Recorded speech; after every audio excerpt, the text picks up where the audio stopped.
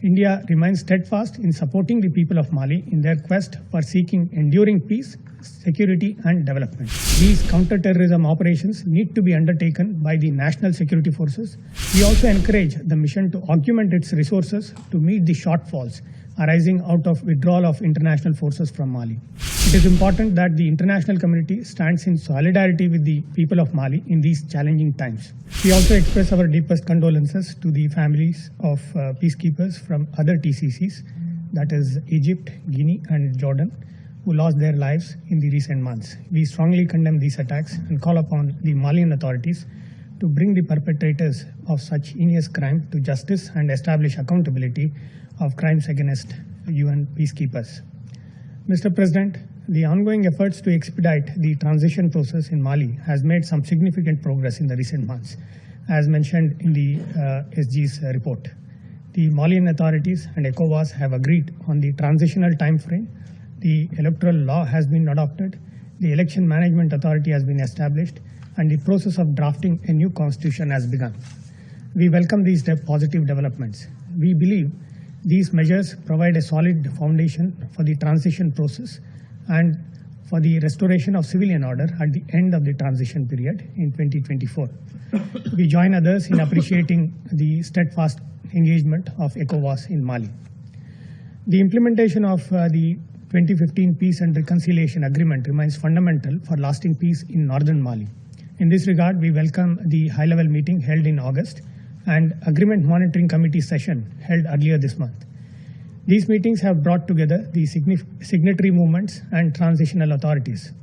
A decision on integration of ex-combatants in 2 phases, if implemented in a timely manner, should positively contribute to peace and stability in northern Mali. In addition, the extension of state authority, particularly civilian and security apparatus, should be given priority given the worsening security situation. Mr. President, terrorist groups such as Jama Nusrat al-Islam wal-Muslimin and Islamic State of Greater Sahara, who have indoctrined with terrorist ideologies of Al-Qaeda and ISIL, have continued to gain ground in Mali. While Malian defense and security forces have been deployed in the north, it has not been able to stop these terror groups from expanding to the west and south of Mali, including to urban centers. Reprisal attacks have increased in the recent months, targeting civilian population as well. This has been elaborated in detail by SRSG in his presentation.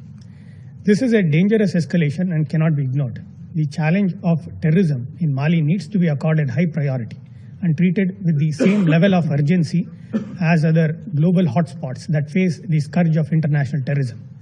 In this regard, the counter-terror operations conducted by countries in the region should be coordinated to enhance overall effectiveness. Mr. President, the role of MINUSMA remains critical in helping Mali to achieve stability. The mission continues to operate in an increasingly dangerous asymmetric threat environment. While we appreciate the efforts taken to address safety and security issues concerning UN peacekeepers, it is equally important not to burden MINUSMA with direct counter-terrorism related operations. These counter-terrorism operations need to be undertaken by the national security forces, which command a better understanding of terrain and local dynamics. We also encourage the mission to augment its resources to meet the shortfalls arising out of withdrawal of international forces from Mali. Mr. President, in conclusion, the crisis in Mali is rooted in systemic multidimensional challenges. The long-standing shortcomings in administrative, constitutional and security setup cannot be addressed in the absence of political stability. A lasting solution for Malian crisis can be achieved only through a Malian-owned and Malian-led political process, which is inclusive and representative. It is important that the international community stands in solidarity with the people of Mali in these challenging times. India remains steadfast in supporting the people of Mali in their quest for seeking enduring peace, security and development.